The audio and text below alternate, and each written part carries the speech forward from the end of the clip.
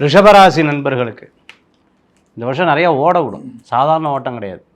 ஐயோ அப்படிங்கிற மாதிரி நிறைய ஓட்டம் தான் ஜாஸ்தியாக இருக்கும். தம்பி தங்கைகளுக்கு ஓரளவுக்கு நன்னா இருக்கக்கூடிய காலமாக இந்த காலங்கள் உண்டு. போன வருஷத்தில் நிறைய 10 வருஷமாக படாத பாடு பட்டுட்ருக்கேன் சார், இப்போ தான் கொஞ்சம் ஓரளவுக்கு தேவலமாக இருந்தது, திருப்பியும் டவுன் ஆயிருமோ அப்படின்னா, இங்கே 2 கிரகங்கள் இருக்குது. ஒன்று குரு, இன்னொன்று சனி பகவான். சனி பகவானுடைய பார்வை ரிஷபராசி என்பவர்களுக்கு இருக்குது. அப்படி இருக்கும்போது சோம்பேறித்தனம், இன்றைக்கி வேண்டாம் நாளைக்கு வேண்டாம் நாளான்னைக்கு பார்த்துப்போம் அப்படின்னு சொல்கிற காரியங்கள் பூரா தடங்களை ஏற்படுத்தி கொடுக்கும். வீடு வாங்கிறதுக்கு உண்டான முயற்சி பிளான் பண்ணுறதெல்லாம் ரொம்ப சிறப்பாக நடக்கக்கூடிய காலமாக இந்த காலங்கள் உண்டு. உங்களுக்கு டைம் சரியில்லைனாலும் குழந்தைகள் மூலமாக உங்களுக்கு நல்ல முன்னேற்றங்கள் வரத்துக்குண்டான வாய்ப்புகள் தேடி வரக்கூடியதாக இருக்கும். தெரியாமல் லீகல் பார்க்காம எந்த காரியத்தையும் பண்ணுறது அவ்வளோ சிறப்புகள் கிடையாது.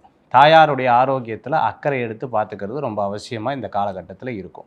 வேலை வாய்ப்பில் ஒவ்வொரு விஷயங்களும் பார்த்து செயல்படுத்துறது ரொம்பவுமே நல்லது. அதே மாதிரி திருமண காரியம் கைகூடி வரும். எல்லாரும் முன்னாடி கிண்டல் கேலி, எல்லாரும் என்ன சிரித்து பேசினா, ஒரு கல்யாணத்துக்கே போக முடியல அப்படின்னு வருத்தப்பட்டவங்களுக்கெல்லாம் திருமண காரியங்கள் கூடி வரும். என்ன சார் குரு பலன் இல்லை, உங்களுக்கு இல்லாதனாலும் ஆப்போசிட்டில் இருக்கிறவங்க குரு பலன் இருந்ததுன்னா தாராளமாக திருமண யோகம் சிறப்பாக இருக்கிறதுக்கு உண்டான வாய்ப்புகள் உண்டு. தந்தையாருக்கு சிறப்பாக இருக்குது, அப்பாவுக்கு நல்லா இருக்குது. பூர்வீக சொத்து சார்ந்த விஷயங்கள், அப்பா வழியில் வரக்கூடிய விஷயங்கள்லாம் சிறப்பாக இருக்குது. பழைய வீடை இடித்து திருப்பி கட்டுறதுக்கு உண்டான யோகங்கள் சிறப்பாக இருக்கிறதுக்கு உண்டான வாய்ப்புகள் தேடி வரும். அதனால் அதில் பலவிதமான பிரச்சனைகளையும் சந்திக்கக்கூடிய சூழ்நிலைகள் கண்டிப்பாக இருக்கும். ரிஷபராசி அன்பர்களுக்கு மகாலட்சுமி வழிபாடு விசேஷமான பலன்களை தரும் அற்புதமான வழிபாடாக அமையும்.